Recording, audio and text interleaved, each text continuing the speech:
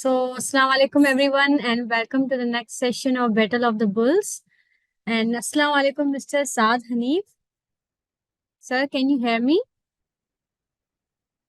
Yes, I am. I can hear you. Welcome to the Battle of the Bulls. Kindly आप अपनी presentation on कर दें. Thank you so much for inviting me. I am sharing.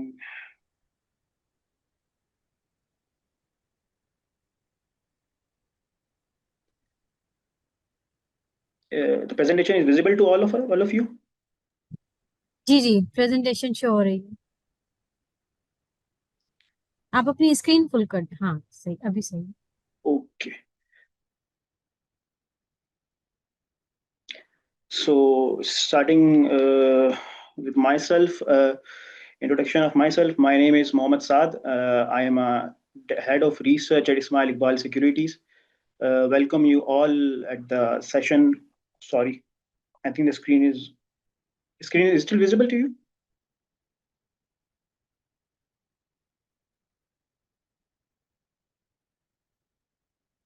Sorry, I think it's stopped.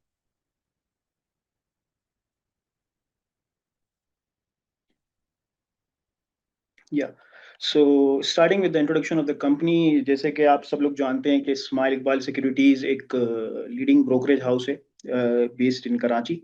We have two offices in Karachi, one at in KDA Scheme One and one in the stock exchange.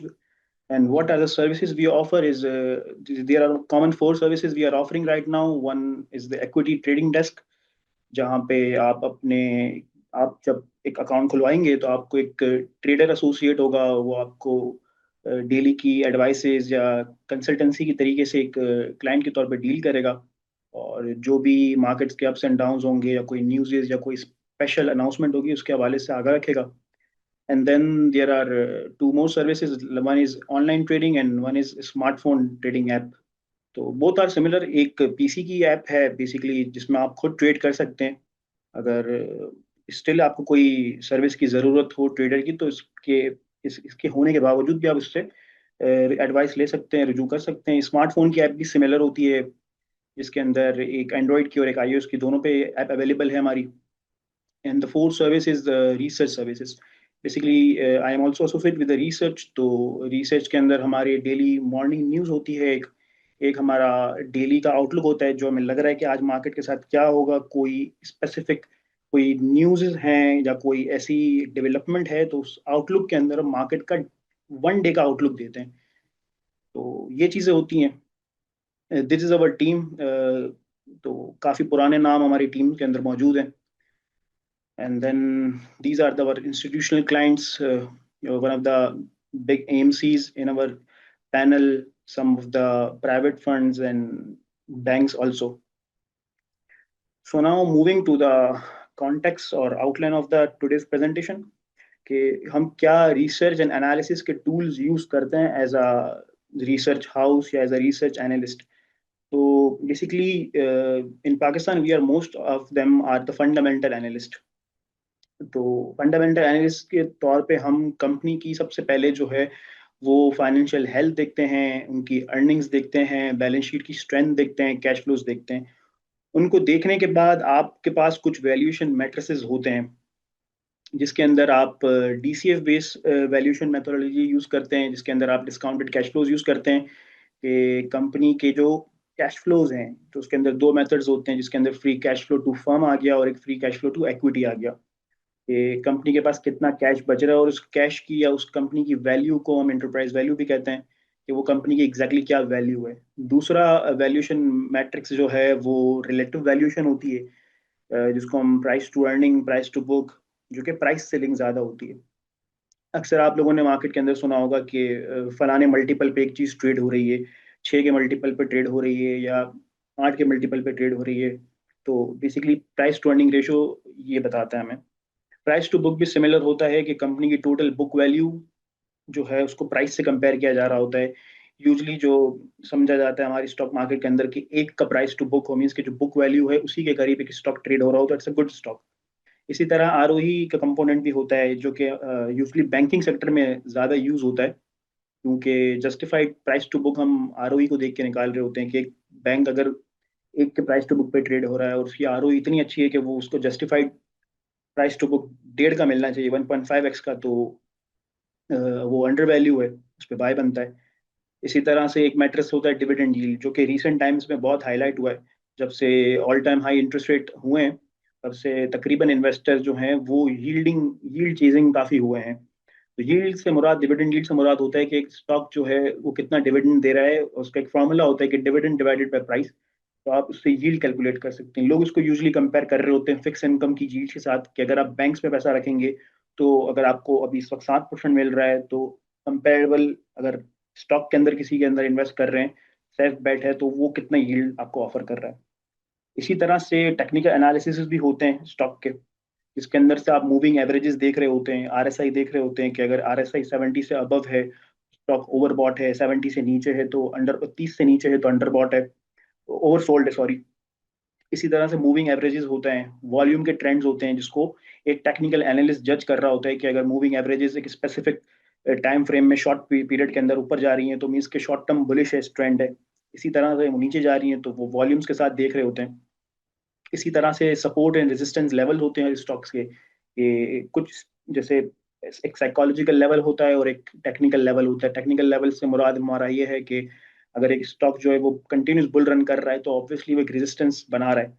वो resistance levels और support levels को हम technical analysis के अंदर use करते हैं।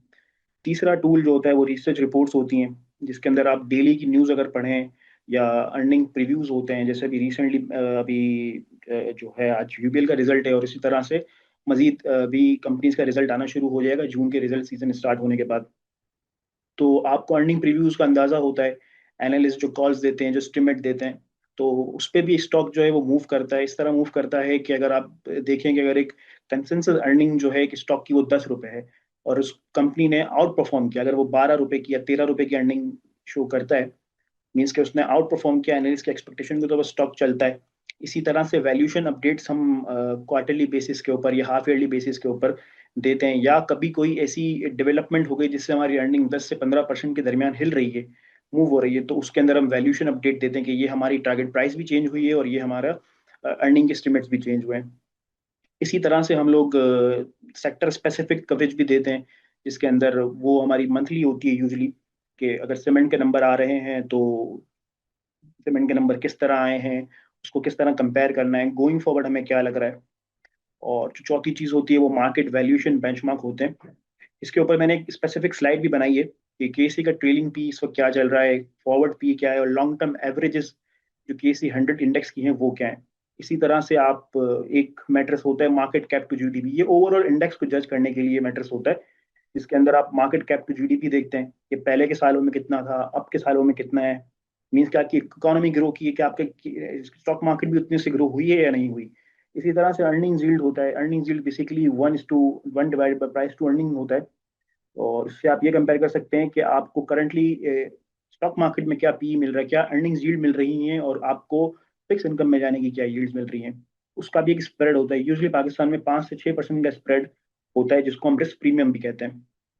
इसी तरह से आप डिफरेंट न्यूज़ और सेंटिमेंट्स को फॉलो करें, कि अगर जैसे आपने रिसेंटली देखा होगा कि पाकिस्तान इंडिया की वॉर हुई, जो कि एक स्मॉल स्केल वॉर थी, लेकिन सेंटिमेंट पे क्या इफेक्ट हुआ, जबकि इसमें कोई लॉस नहीं हुआ दोनों मुल्कों का, लेकिन स्टिल एक सेंटिमेंट था, उसके अंदर मार्केट ने 5, 7, 10, 15% की करेक्शन ले ली। तो ये चीज़ें होती हैं। फिर जो हमारी आउटलाइन के अंदर है कि स्ट्रेटेजी डेवलपमेंट क्या होनी चाहिए जो बैटल ऑफ बुल्स के अंदर पार्टिसिपेट कर रहे हैं। वन, इसकी गोल सेटिंग होनी चाहिए, पोर्टफोलियो प्लानिंग होनी चाहिए कि आप किस तरह से एम कर रहे हैं। देर हम सब इन्वेस्टर्स हैं और हम सब की स्ट्रेटजी जो है वो डिफरेंट होती है। कुछ इन्वेस्टर्स जो होते हैं वो इतना रिस्क नहीं लेते, कुछ रिस्क अवर्स होते हैं, कुछ रिस्क एपेटाइट उनकी ज़्यादा होती है। तो उस तरह से आपने अपने पोर्टफोलियो को भी लेके चलना होता है, कि अगर आप कैपिटल ग्रोथ को टारगेट कर रहे हैं तो फिर आपको ऐसे स्टॉक्स के अंदर जाना चाहिए जो कि ग्रोथ दिखाते हैं, जिनकी आप पास हिस्ट्री देखें तो उन्होंने नंबर्स को अपने डबल किया हो, अर्निंग्स को डबल किया हो। उस तरह की चीज़ें आपने देखनी होती हैं। फिर आपको देखना है कि अगर आप रेगुलर इनकम की तरफ जा रहे हैं, कि यार आप चाहते हैं कि मुझे हर महीने या हर क्वार्टरली एक specific sum of amount money withdraw करना है अपने पोर्टफोलियो से, ताकि मेरा पोर्टफोलियो इतना ग्रो हो ताकि मैं उसको विड्रॉ कर सकूं। या आपका गोल हो कि आप लॉन्ग टर्म प्लानिंग कर रहे हैं कि आपका कोई गोल है कि आपने हज पे जाना है या कुछ भी, कि आपको एक सम ऑफ अमाउंट विड्रॉ करनी है आफ्टर 5 ईयर्स, आफ्टर 10 ईयर्स, तो क्या आपकी लॉन्ग टर्म गोल है। और ये सारी चीजें, जिस तरह मैंने कहा, कि आपके रिस्क एपेटाइट के ऊपर डिपेंड करती हैं कि आप कितना रिस्क लेना चाहते हैं। ठीक है।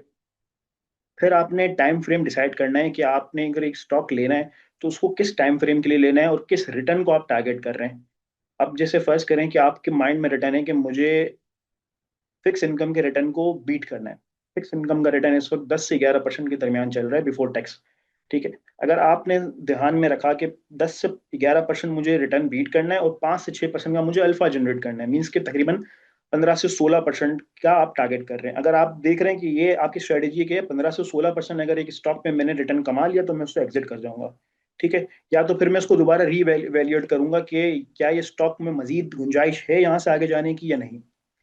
इसी तरह से आपको डाइवर्सिफिकेशन और मार्केट अवेयरनेस भी होनी चाहिए। डाइवर्सिफिकेशन से मुराद है कि आप, ऐसा ना हो कि एक ही स्टॉक के अंदर अपने सारे पैसे डाल दें।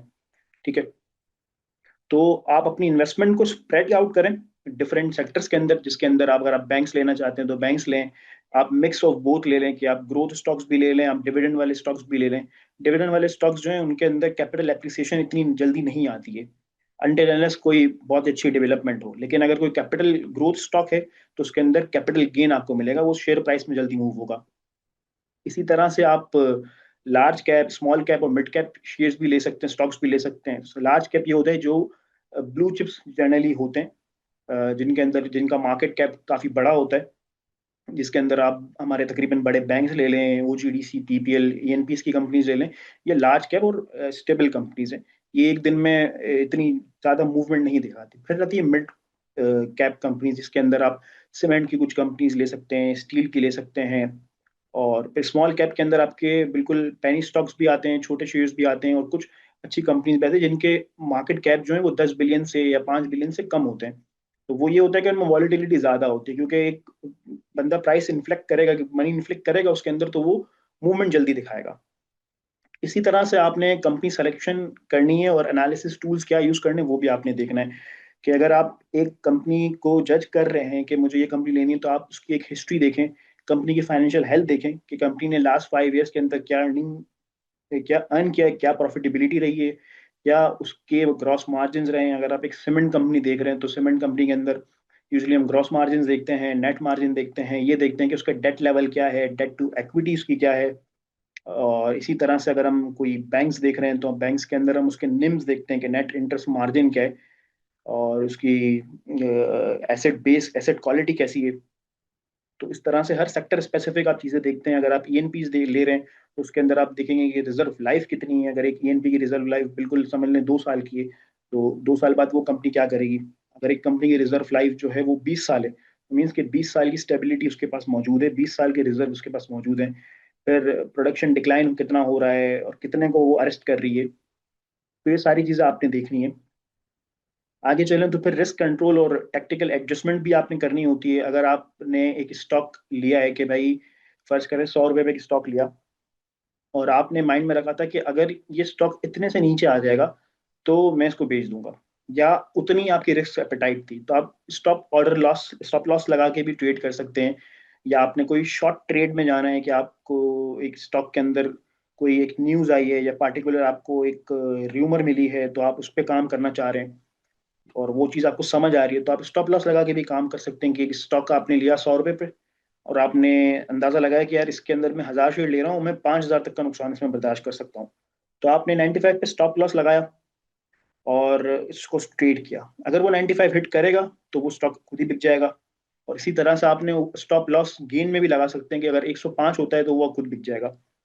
इसी तरह से आपने पोर्टफोलियो की एडजस्टमेंट इकोनॉमिक हालात को देखते हुए भी करनी है। कि अगर आपने जैसे कल ऑटोज के नंबर बड़े अच्छे हैं, तो ठीक है, अगर आप देख रहे हैं कि यार मैं कब से स्टील सेक्टर एक लेके बैठा हूँ, अगर वो परफॉर्म नहीं कर रहा तो मैं क्यों ना for the time being, for the 3 month, for the 6 months, और अगर आपको एक अंदाजा हो रहा है कि या एक स्टडी आप रिसर्च कर रहे हैं, पढ़ रहे हैं कि यार ऑटो सेक्टर थोड़ा बेहतर लग रहा है for the upcoming 1 to 2 years, तो आप उसमें अपनी थोड़ी सी इन्वेस्टमेंट मूव कर सकते हैं। आपने पोर्टफोलियो रीबैलेंस कर लिया कि आपने स्टील से कुछ पैसा निकाल के उसको 50% एसेट एलोकेशन से हटा के ऑटोज में कुछ उसके स्टॉक्स ले लिए। इसी तरह से आपने कुछ डिविडेंड पेइंग स्टॉक्स ले लिए।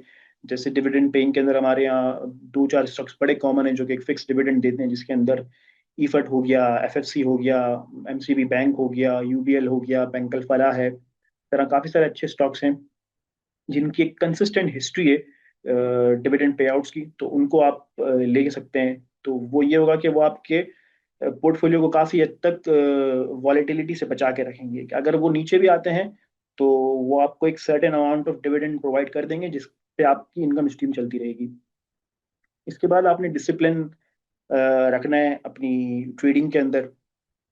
इसके अंदर आपने इमोशनली होके कोई डिसीजन नहीं लेना। अक्सर ये भी होता है कि कुछ स्टॉक्स सडनली बहुत नीचे आ जाते हैं, आपने लिया और आपने देखा कि ये अभी फौरन ही 5-7% नीचे आ गया। तो आपको अपनी कन्विक्शन पे रहना है कि अगर ये लग रहा है स्टॉक अच्छा है तो उसको स्टडी करें, देखें कि वो चीज़ आपने जो ली है वो कन्विक्शन बिल्कुल ठीक है या नहीं। अगर आपको लग रहा है ये पॉजिटिव न्यूज़ है और फिर भी वो नीचे जा रहा है तो आप उसको रिव्यू करें दोबारा।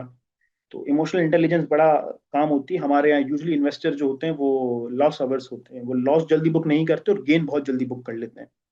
तो इमोशनली बड़ा टेक्निकल डिसीजंस होते हैं, ट्रेडिंग भी कर रहे हो या आप इन्वेस्ट भी कर रहे हो। इसके अलावा रियल वर्ल्ड ट्रेडिंग और इन्वेस्टमेंट्स के हवाले से मैं गाइडेंस दूं तो एक क्लियर स्ट्रेटेजी हो, जिस तरह मैंने बताया कि आपकी गोल्स डिफाइन होने चाहिए कि आप शॉर्ट टर्म के लिए आ रहे हैं, मीडियम टर्म के लिए आ रहे हैं, या आप एक लॉन्ग टर्म इन्वेस्टर हैं। अगर आप शॉर्ट टर्म के लिए आ रहे हैं तो उस तरह के आइटम्स देखिए जिनके अंदर लिक्विडिटी ज़्यादा है, लिक्विडिटी मौजूद है, ताकि आप जल्दी से इन आउट हो सकें उस आइटम से। अगर आप मीडियम टर्म इन्वेस्टर हैं तो आप मिक्स ऑफ बोथ, कि आप डिविडेंड यील्डिंग स्टॉक्स भी लें, आप कैपिटल ग्रोथ वाले स्टॉक्स भी लें, और कुछ ऐसे स्टॉक्स भी लें जिनके अंदर आपको ग्रोथ नजर आ रही हो फॉर द टाइमिंग, कि अभी वो ग्रो नहीं हो रहे लेकिन आगे 1-2 साल बाद कुछ कंपनीज ऐसी होती हैं जो कि बड़ा अच्छा परफॉर्म कर रही होती हैं। आपका रिस्क एपेटाइट पे भी ये चीज़ें डिपेंड करती हैं और टाइम होराइजन पे भी डिपेंड करती हैं। डाइवर्सिफाई करें थॉटफुली, कि आप अपनी इन्वेस्टमेंट को हैं जो वो डिफरेंट सेक्टर्स के अंदर, डिफरेंट मार्केट्स वो कवरेज के अंदर फैला के रखें। ठीक है, आपने थोड़े से बैंक्स ले लिए, थोड़े ईएनपीज ले लिए, फिर फर्टिलाइजर्स ले लिए, ताकि अगर किसी एक सेक्टर पे कोई रेगुलेटरी चेंज आता है या कोई एडिशनल टैक्सेशन या कोई रिजीम चेंज आती है तो उसको इफेक्ट होता है, तो आपकी पूरी इन्वेस्टमेंट सफर ना करे। वो एक चीज पे सफर होती है तो दूसरी चीज बढ़ जाती है। डिसिप्लिन रहना है, जिस तरह से मैंने कहा कि मार्केट वॉलिटिलिटी के दरमियान आपको अपने प्लान पे स्टिक रहना है। उस प्लान को पीरियडिकली आपको रिव्यू करना है। और अगर कोई गलती आप पहले करते हैं कि आपने एक ट्रेड ली 100 रुपए पे, वो अपने 95 पे बेच दिया, फिर आपने देखा लेकिन फिर वो स्टॉक 150 रुपये हो गया, तो अगर आप देख रहे हैं कि यार इस स्टॉक में आपकी कन्विक्शन ठीक थी लेकिन आपने जस्ट बिकॉज कि वो 5-10 रुपये नीचे आ गया, 5-10% नीचे आ गया और आपने उसको बेच दिया, तो इस एक्सपीरियंस से भी लर्न करें। रिस्क मैनेजमेंट की होता है, अगर आपको की कन्विक्शन गलत हो गई है तो स्टॉक को लेके ना बैठें। ठीक है, लॉस बांधना, लॉस बुक करना भी एक हिम्मत की बात होती है। अक्सर औकात ये होता है कि हम एक स्टॉक लेते हैं और कोई ऐसी डेवलपमेंट या कोई ऐसी चीज आ जाती है उस स्टॉक के अंदर के जिसके हिसाब से वो हमारी वैल्यूएशन पे फिट नहीं होता, फिर ना हमारे वो मैंडेट पे फिट होता है ना हमारे वैल्यूएशन पे फिट होता है। तो उसको भी आप देख सकते हैं। फिर आप टाइम टू टाइम पोर्टफोलियो को रीबैलेंस करें, जिस तरह से मैंने बताया कि जैसे ऑटो सेक्टर अगर अच्छा लग रहा है तो ऑटो सेक्टर में फॉर द टाइम बिंग आ गए। फिर अगर आपको लग रहा है कि यार मुल्क में एलएसएम एक्टिविटी बढ़ रही है, कंस्ट्रक्शन बढ़ रही है, तो आप दोबारा सीमेंट और स्टील के अंदर आ गए, इन्वेस्टमेंट कर दिया आपने उसके अंदर। फिर आप डिफरेंट रिसर्च के टूल्स को लेवरेज करें।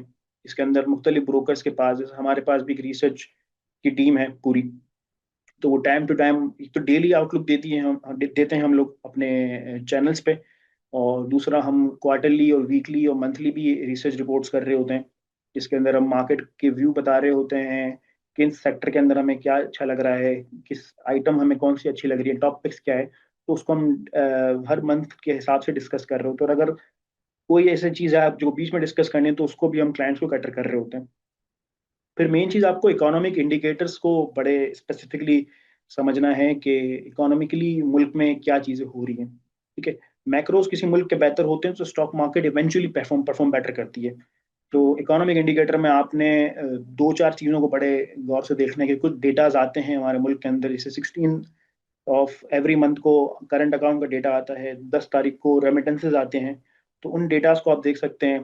डेली हम डॉलर्स की अपडेट दे रहे होते हैं कि डॉलर के साथ क्या सिचुएशन हो रही है, करेंसी के साथ क्या मूवमेंट हो रही है, पीकेआर किस तरह से परफॉर्म कर रहा है। आपके रिजर्व हर थर्सडे के दिन आते हैं, तो आप उस डेटा को भी देख सकते हैं कि उसके साथ क्या हो रहा है। आप पॉलिटिकल हालात के ऊपर अपडेट रखें अपने आप को। आप फिर पॉलिटिकल हालात के साथ साथ कंपनी स्पेसिफिक न्यूज़ को पढ़ते रहा करें। इकोनॉमी के लिए जितना डेटा आ रहा है उसको रिव्यू करें। अगर कोई सी चीज़ है, तो अब तो इतने टूल्स और इतने एआई वाली चीज़ें आ गई हैं कि अगर उसको एक पिक्चर भी देते हैं तो वो आपको एक डिटेल डिस्क्रिप्शन के साथ उस चीज़ की रीजनिंग बता देता है। तो ये थी हमारी प्रेजेंटेशन।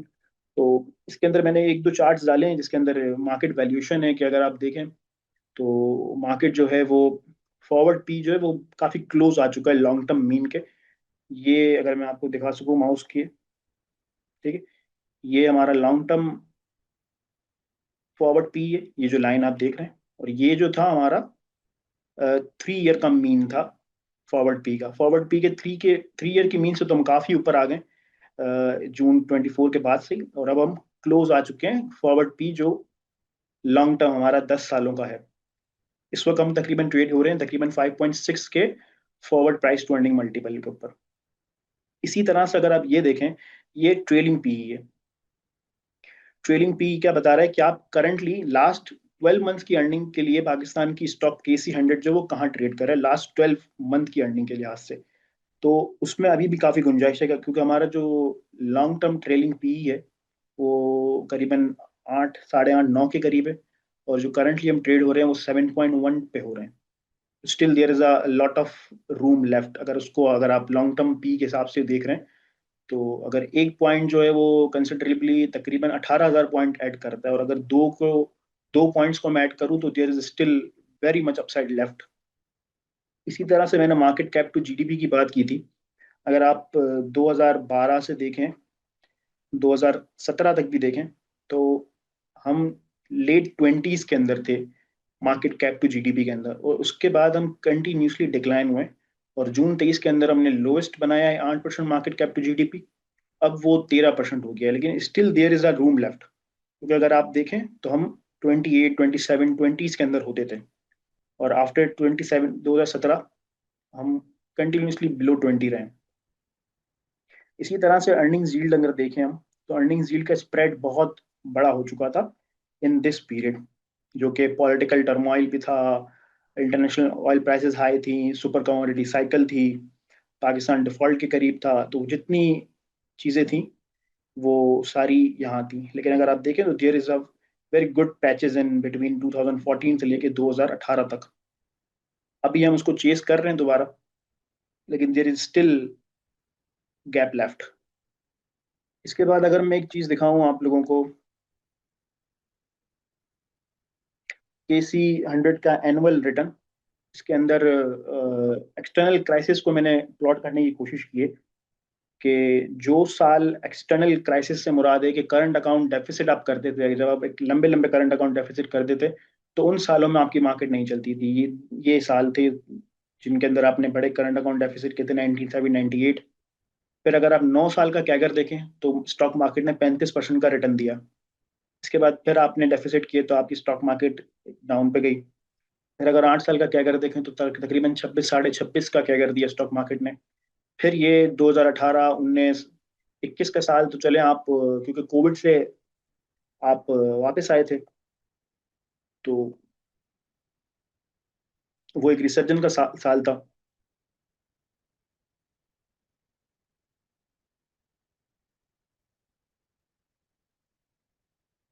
और लास्ट 2 इयर्स में तो जो आपके सामने है कि तकरीबन मार्केट ने on an average 70 perform perform कर लिया है। इसके बाद अगर मैं पिछले 10-15 सालों की एवरेज अगर दिखाऊं कि हिस्टोरिकल इन्वेस्टमेंट अगर आप जैसे KC 100 के अंदर करते, अगर यूएसडी में भी करते, रियल एस्टेट का इंडेक्स एक ज़मीन.com पे आता है उसके अंदर करते, मीन्स जिसके अंदर प्लॉट्स भी हैं, अपार्टमेंट्स भी हैं, बंगलोज भी हैं, उसका एक कंबाइन इंडेक्स आता है ज़मीन.com पे। तो उसकी एवरेज की हुई है, गोल्ड के प्राइसेस की एवरेज की हुई है हमने, ऑयल की एवरेज की हुई है, टी बिल्स 12 मंथ वाले जो 1 ईयर का है वो, अगर आप डॉलर में पैसे डालते हो, बैंक डिपॉजिट। तो अगर आप इन सब की लॉन्ग टर्म एवरेजेस देखें तो सबसे अच्छी एवरेज KC 100 का रिटर्न है। अगर आप उसको डॉलराइज टर्म में भी अगर देखना चाहें तो 18.5% आप डॉलराइज टर्म में भी कमा के गए, अगर आप लॉन्ग टर्म इन्वेस्टर हैं। कुछ पैचेस बीच में बुरे होते हैं। 2011 का पैच बुरा था, 2017 वाला पैच बुरा था, और 2021 और 22 भी कोई खास साल नहीं था। और अगर करेंसी के हिसाब से देखें तो 2022 तो काफी वर्ष था। लेकिन इवेंचुअली अगर आप एक लॉन्ग टर्म इन्वेस्टर हैं तो आप लॉन्ग टर्म रिटर्न पे फोकस रखें। तो अगर आप देखें तो 24-25% का रिटर्न आप आराम से स्टॉक मार्केट से कमा सकते हैं। और इसके अंदर भी अगर आपने कुछ अच्छे स्क्रिप्ट्स लिए हुए हैं, ब्लू चिप्स लिए हुए हैं, डिविडेंड वाले आइटम लिए हुए हैं, तो डिविडेंड यील्ड इसके अलावा भी आप कमा सकते हैं। तो ये थी मेरी presentation. I am open to Q&A if there are some questions from you guys. Thank you so much mister Saad Hanif, बहुत ही अच्छी प्रेजेंटेशन थी। It's wonderful. आपने बहुत अच्छा मतलब पार्टिसिपेंट्स को समझाया। एक ऐसी 100 इंडेक्स को रिटर्न्स को आपने कंपेयर किया बाकी सारी कमोडिटीज और गवर्नमेंट सिक्योरिटीज से। उसके साथ साथ कुछ जब आप स्टॉप लॉस के बारे में बात कर रहे थे तो कुछ पार्टिसिपेंट्स ने ये क्वेश्चन किया था, क्या हम आज के सेशन में वो एक प्रैक्टिकल चीज देखेंगे? तो जो मैं चाहती हूँ कि आप कुछ देर के लिए लाइव मार्केट की स्क्रीन ओपन करें और थोड़ा पार्टिसिपेंट्स को दिखाएं कि लाइव मार्केट मतलब कैसे वर्क करती है, कैसे बाय एंड सेल किया जाए, और थोड़ा जो लॉन्ग टर्म स्टॉक्स कौन से बाय करने चाहिए। थोड़ा आप वो लाइव मार्केट का एक्सपोजर भी पार्टिसिपेंट्स को अगर दे दें तो ज्यादा बेहतर होगा। जी, मैं अपने स्टॉक की स्क्रीन शेयर करता हूँ, तो मैं जी उसमें जी। अगर कोई चीज़ समझा सकूँ तो मैं कोशिश करता हूँ उसको समझाने की।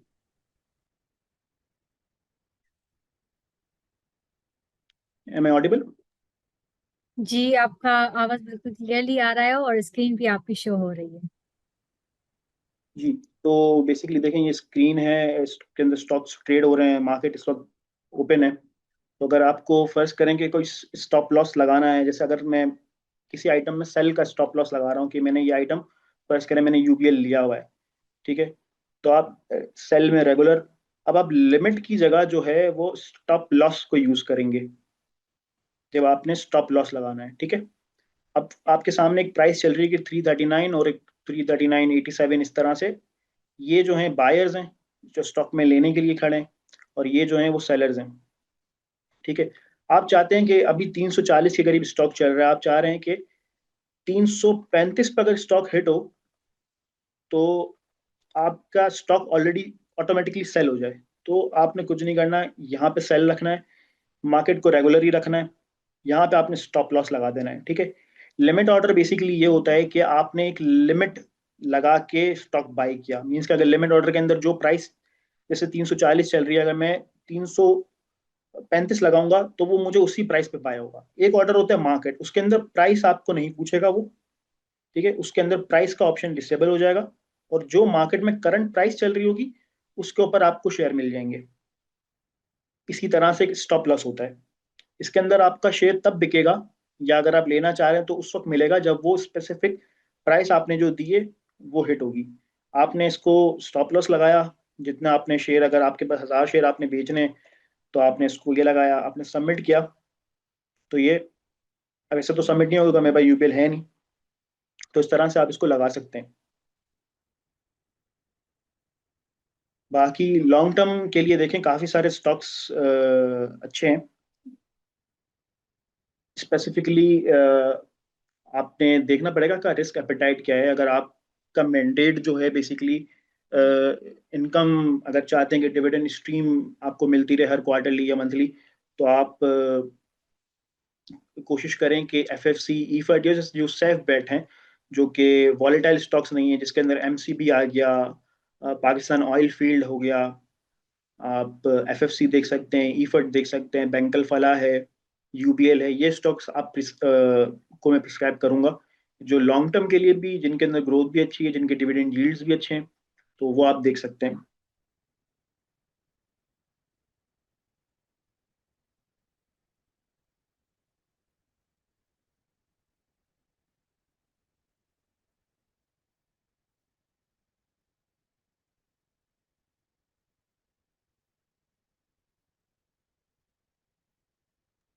जी, नेक्स्ट क्वेश्चन कोई?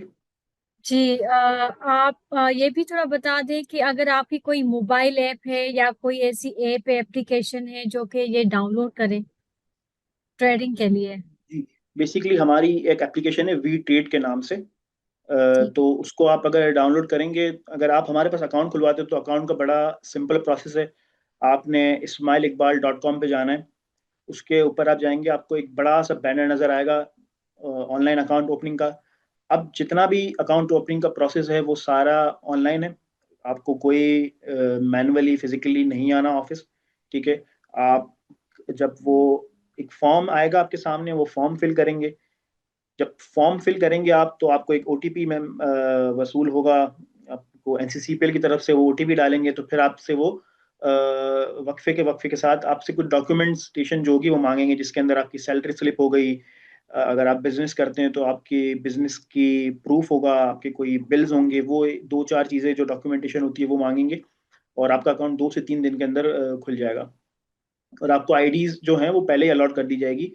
और फिर आप जब जितना कैश डाल के आप ट्रेडिंग करना चाहते हैं वो आप कर सकते हैं। तो नाउ इट्स बिकम इसमें वेरी सिंपल। जी और कुछ सवाल भी हैं कि day or swing trading screening guidelines. देखिए, मिस्टर स्विंग ट्रेड अब्दुल। जो है बेसिकली वो तो आपने बड़ा स्पेसिफिकली फोकस होकर देखना पड़ेगा एक स्टॉक को। इसके लिए स्क्रीन रीडिंग, आपको एक आर्ट होती है जो कि मेरे ख्याल से वो आपको आनी चाहिए स्क्रीन रीडिंग की। कि कौन से स्टॉक के अंदर बाइंग आ रही है या कौन से स्टॉक के अंदर सेलिंग आ रही है। तो आप उस स्टॉक को आप कुछ देर के लिए लेते हैं, और उसको फिर जो डे एंड पे आपको उसके प्रॉफिट हो रहा हो लॉस हो रहा हो, उसको बेच के आप निकल जाते हैं। तो स्विंग ट्रेड, हमारी मार्केट जितनी वॉलेटाइल है उसके अंदर थोड़ा मुश्किल भी होता है। तो आपको एक स्टॉक के बारे में अगर कोई न्यूज़ कंफर्म है या आपको पता है कि ये इसके साथ क्या होगा, ये यूजुअली दिन में ऊपर जाता है, डे एंड पे नीचे आता है, तो उसमें आप स्विंग ट्रेड कर सकते हैं। इसकी कोई स्पेसिफिक स्ट्रेटेजी नहीं होती है, ये मार्केट मूवमेंट के साथ चलता है। अगर आपको पता है कि आज दो चार अच्छी न्यूज़ हैं, ओवरऑल मार्केट पॉजिटिव रहेगी, तो आपने वो स्टॉक ले लिया सुबह और आपने शाम में बेच दिया। But there is also high risk. Thank you so much mister Saad Hanif, बहुत ही अच्छी प्रेजेंटेशन थी, बहुत ही आपने क्लियरली उनके सवालों के जवाब दिए हैं इस सेशन में, और उसके साथ साथ आपने जो लाइव मार्केट का एक्सपोजर दिया है वो भी इनके लिए बहुत बेनिफिशियल है। So thank you so much for your insights and informative presentation. Thank you so much.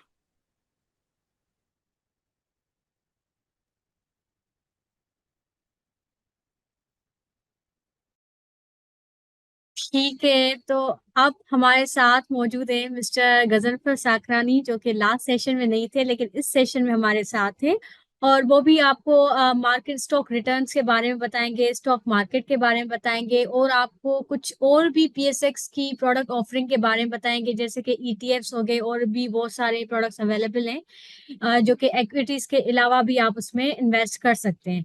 So welcome mister Ghazanfar साकरानी, कैसे हैं आप? थैंक यू मेघना। आप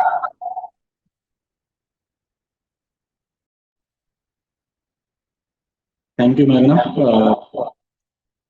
थिंक आवाज आपको हो रही है।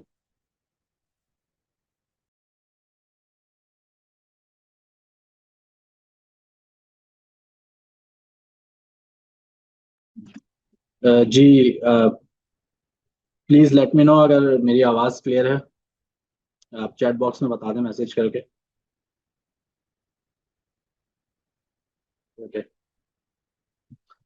Thank you so much Magna, and thank you साथ साहब for such an insightful presentation. मैं अपनी स्क्रीन शेयर कर रहा हूँ। My focus would be on the historical returns of PSX के पीएसएक्स का इंटरनेशनल मार्केट्स से अगर हम कंपैरिजन करें तो क्या रिटर्न्स रहे हैं। फिर अभी पीएसएक्स में टॉप सेक्टर्स कौन से हैं और टॉप स्टॉक्स कौन से हैं, because this information would definitely help you guys in making investment decisions, not just for this competition, but जब आप रियल वर्ल्ड में भी जब आप प्रैक्टिकली इन्वेस्ट कर रहे होंगे तो ये चीज़ आपको हेल्प करेंगी। Then my focus would be on ETFs के ईटीएफ्स होते क्या हैं, वो आपको किस तरह बेनिफिट कर सकते हैं, उनके एडवांटेजेस क्या होते हैं, बिकॉज इस कंपटीशन में भी जो है वो आप एक्सचेंज ट्रेडेड फंड्स में भी इन्वेस्ट कर सकते हैं। So I am sharing my screen, please confirm कर दीजिएगा if you all guys can see it. Screen visible है मेरी?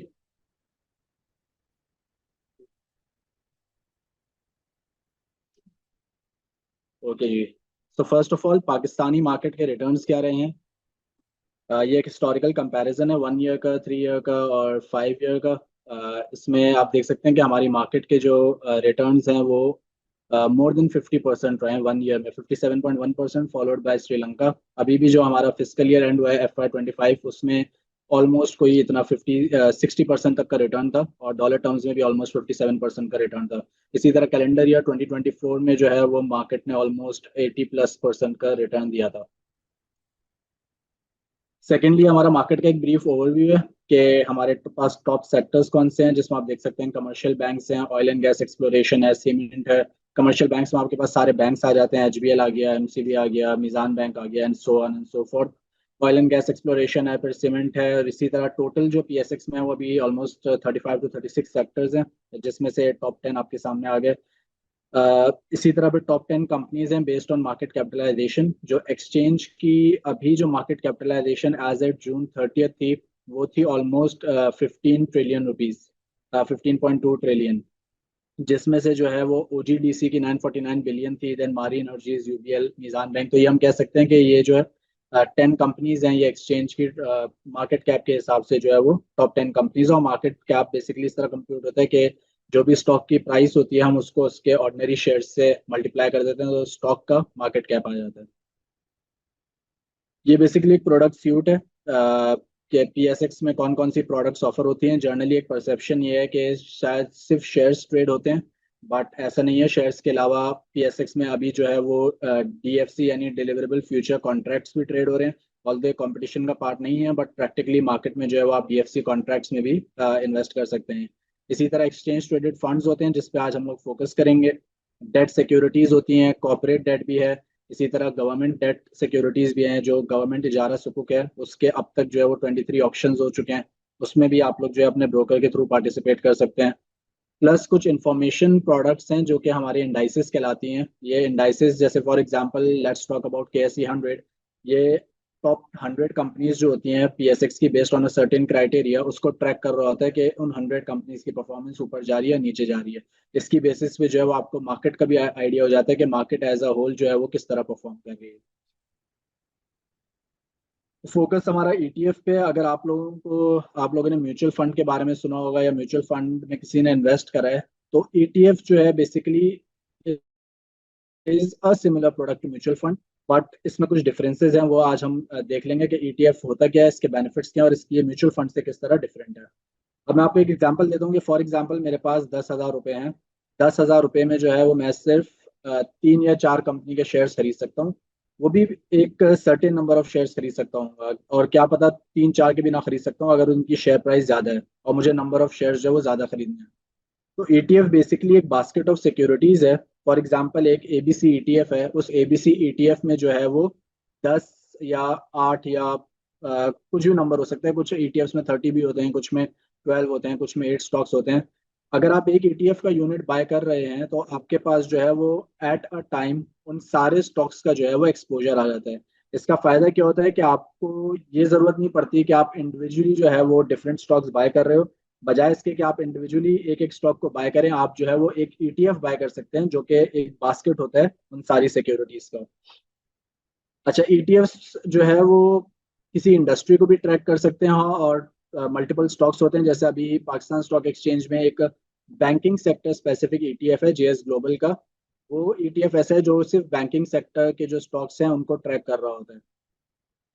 फायदा आप लोगों को ये होता है कि अगर किसी बंदे के पास इतनी फाइनेंशियल एक्टिविटी नहीं है, या वो इतनी हैजल में नहीं पड़ना चाहता कि वो एक एक स्टॉक को जो है वो इंडिविजुअली इवेल्युएट करे कि उसकी फ्यूचर प्राइस क्या होगी और उसके क्या फ्यूचर प्रोस्पेक्ट्स हैं, तो वो ETF को जो है वो नॉर्मल स्टॉक मार्केट से बाय कर सकता है।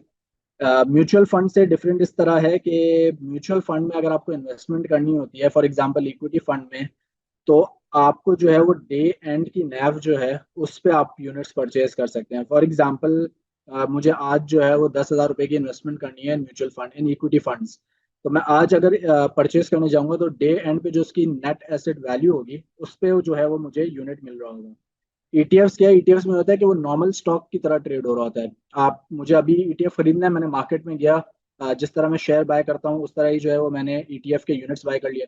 अगर मुझे सेल करना है तो जिस तरह मैं शेयर सेल करता हूँ उसी तरह जो है वो मैंने ETF के यूनिट सेल कर दिए। तो इसमें होता है कि इंट्राडे बाइंग एंड ट्रेडिंग जो है वो पॉसिबल होती है।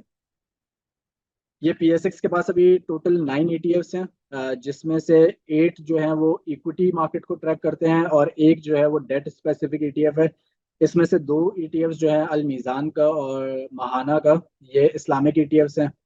और ये इन ईटीएफ्स की डिटेल है। एक आपके पास एनआईटी पाकिस्तान गेटवे ईटीएफ है, इसमें 14 कॉन्स्टिट्यूएंट्स हैं। यूबीएल का ईटीएफ है, उसमें 9 हैं। मीज़ान में 12 हैं। और इसी तरह ऑलमोस्ट जो है वो 10 से ज़्यादा ही नंबर ऑफ कॉन्स्टिट्यूएंट्स हैं सारे ईटीएफ्स। अच्छा, फिर ईटीएफ्स की मैं एक स्क्रीन भी दिखा देता हूँ कि अगर किसी को जो है वो पीएसएक्स की वेबसाइट पे ये देखना है कि ईटीएफ्स के बारे में, अगर पीएसएक्स की वेबसाइट के थ्रू जानना है, तो उसका भी मैं बता देता हूँ कि वो किस तरह पीएसएक्स की वेबसाइट पे किस तरह जो है वो डिस्प्ले हो। स्क्रीन मेरे पास।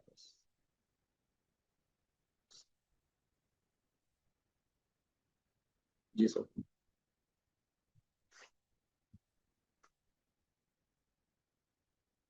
ये पीएसएक्स की वेबसाइट शो हो रही है आप लोगों के पास? चाहिए, इसमें प्रोडक्ट्स एंड सर्विसेज में एक एक्सचेंज ट्रेडेड फंड का, चूंकि हमारी प्रोडक्ट है तो आप एक्सचेंज ट्रेडेड फंड पे क्लिक करेंगे। इधर एक पूरी डिटेल आ रही है कि ईटीएफ बेसिकली है क्या। जो मैंने आपको अभी चीज़ें बताई वो इधर और ज़्यादा डिटेल में आ रही होती है। हमारे पास टोटल कितने ईटीएफ्स हैं, हर ईटीएफ की जो है वो डिटेल आ रही है। इसी तरह ये ईटीएफ के बेनिफिट्स आ रहे हैं नीचे, के एडवांटेजेस क्या हैं ईटीएफ में इन्वेस्ट करने के, ईटीएफ और म्यूचुअल फंड्स के डिफरेंसेस क्या हैं।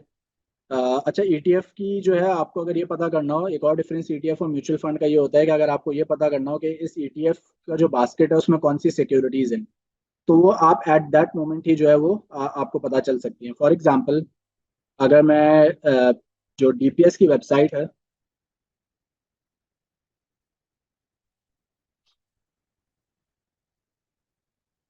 ये मैंने डीपीएस की वेबसाइट खोली है।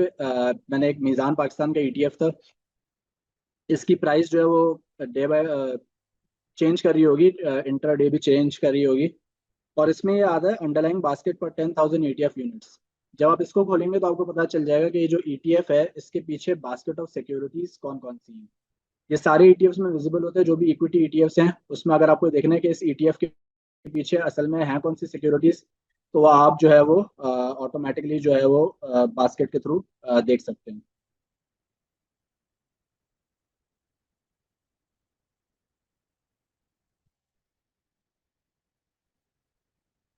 अच्छा, ये ईटीएफ हो गया। अगर ईटीएफ से रिलेटेड कोई क्वेश्चन हो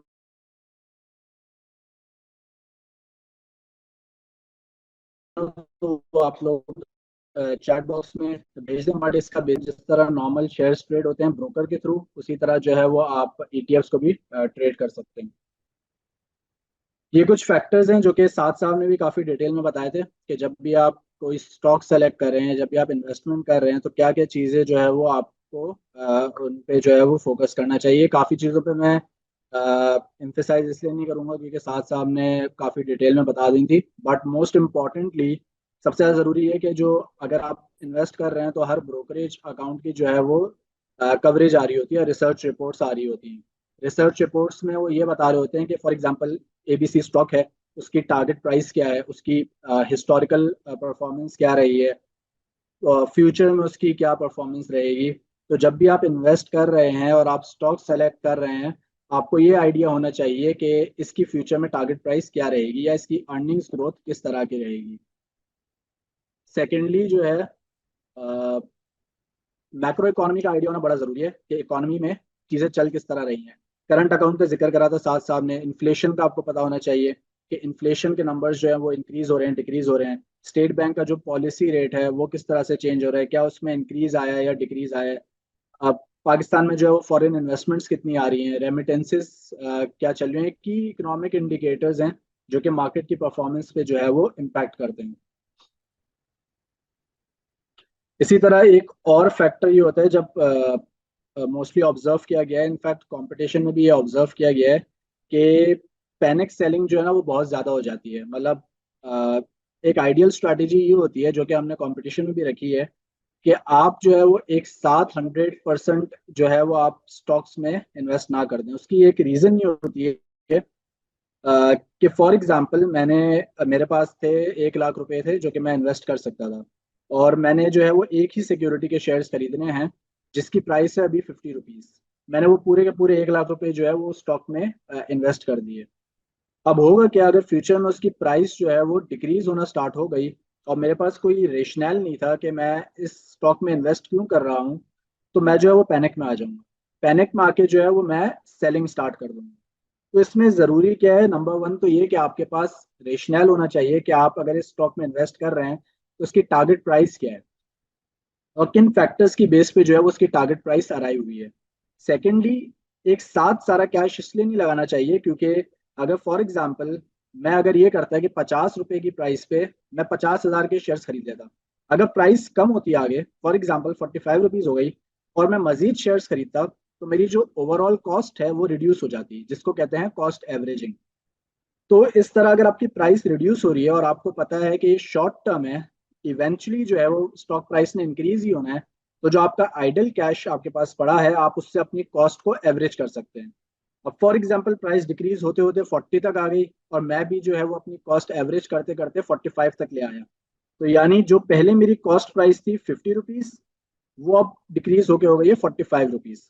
तो जब प्राइस इंक्रीज होगी तो 5 रुपए का बेनिफिट तो मुझे जो है वो कॉस्ट एवरेजिंग के थ्रू ही हो गया। अगर मैं सारे पैसे लगा देता तो 50 रुपए की मेरी कॉस्ट होती, अगर मैं कॉस्ट एवरेजिंग कर रहा हूँ तो वो डिक्रीज होके 45 रुपीज की हो गई।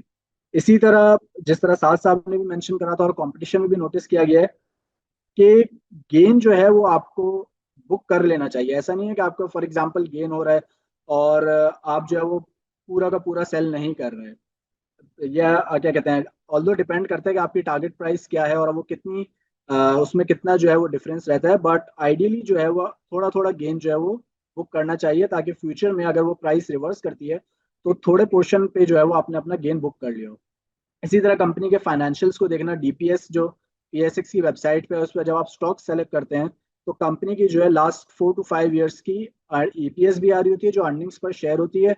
इसी तरह नेट प्रॉफिट मार्जिन भी आ रहा होता है जो आपको बता रहा होता है कि कंपनी की प्रॉफिटेबिलिटी किस तरह की रही है। इन रेशियोज को समझना भी बहुत जरूरी है और जब आप प्रैक्टिकली इन्वेस्ट भी कर रहे होंगे तो आप अपने ब्रोकर से भी कंसल्ट कर सकते हैं कि मैं ये स्टॉक खरीदना चाह रहा हूँ, इसकी फ्यूचर में प्राइस क्या है, इसके फ्यूचर में प्रोस्पेक्ट्स क्या है और कौन कौन से फैक्टर्स जो हैं वो इसको एडवर्सली या पॉजिटिवली अफेक्ट कर सकते हैं। ये एक एग्जांपल थी कि पैनिक सेलिंग के नुकसान क्या होते हैं।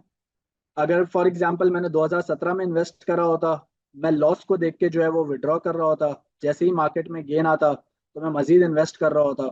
अगर मेरा इस तरह का बिहेवियर होता कि लॉस एवर्जन का होता और गेन देखते ही फौरन मैं मार्केट में एंटर हो जाता, तो 2024 के एंड में जो मुझे एनुअलाइज्ड रिटर्न हुआ होता वो 4.71% का हुआ होता। लेकिन अगर मैं लॉन्ग टर्म में इन्वेस्ट करूं और मैं जो है मेरा एक टाइम पीरियड डिसाइडेड हो कि मैंने इतने टाइम पीरियड के लिए इन्वेस्ट करना है, तो लॉन्ग टर्म में जो है वो मार्केट हमेशा आपको रिवॉर्ड करती है, जो कि इस एग्जांपल से भी एविडेंट है कि 2017 में अगर मैंने इन्वेस्ट करा होता और 2024 तक उसको होल्ड करा होता तो ऑलमोस्ट जो है वो डबल रिटर्न मिलता मुझे, यानी 10% का एनुअलाइज रिटर्न मिलता। ये लास्ट में कुछ कंपटीशन के रूल्स हैं, ये मैं वापस रिपीट कर रहा हूँ। पहली चीज तो ये है कि इक्विटी एक्सपोजर आपका जो है जो भी अभी आपकी पोर्टफोलियो वैल्यू है, फॉर एग्जांपल अगर किसी बंदे की पोर्टफोलियो वैल्यू जो है वो 20 मिलियन है, तो 20 मिलियन का 70% से 95% जो है वो इक्विटी में इन्वेस्ट होना चाहिए, जिसमें ईटीएफ्स और रीट्स इंक्लूडेड हो सकते हैं। कैश एक्सपोजर जो है वो आपका 30% से ज्यादा नहीं हो सकता और 5% से कम भी नहीं होना चाहिए। सेकंड मोस्ट इंपॉर्टेंट थिंग जो कि आई थिंक हर ब्रोकर ही इसको एम्फेसाइज कर रहे हैं और हमने कंपटीशन का पार्ट भी बनाया है कि डाइवर्सिफिकेशन होना बहुत ज़रूरी है। डाइवर्सिफिकेशन का फ़ायदा ये होता है कि अगर फॉर एग्जांपल आपकी पूरी इन्वेस्टमेंट जो है वो एक सेक्टर में या एक स्टॉक में कॉन्सेंट्रेटेड है और कोई भी ऐसा पॉलिसी चेंज आता है या कोई भी ऐसा इवेंट अकर होता है जो कि उस सेक्टर के लिए या उस स्टॉक के लिए नेगेटिव है, तो आपकी पूरी की पूरी इन्वेस्टमेंट जो है वो एट स्टेक हो जाती है। इसीलिए जो है वो डाइवर्सिफिकेशन जरूरी है। एक सिंगल सेक्टर में आपका जो भी आपकी पोर्टफोलियो वैल्यू अभी है उसका 25% से ज्यादा नहीं हो सकता। टोटल एक्सपोजर जो है वो आपका 5 सेक्टर्स में होना चाहिए, इससे ज्यादा भी हो सकता है। और सिंगल स्टॉक में जो है वो आपका 15% से ज्यादा एक्सपोजर नहीं हो सकता।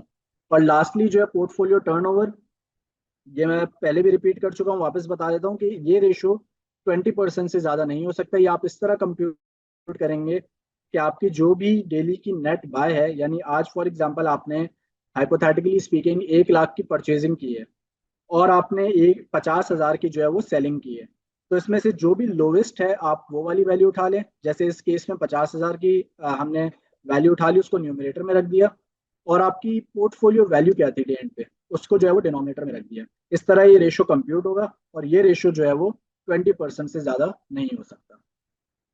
Thank you so much.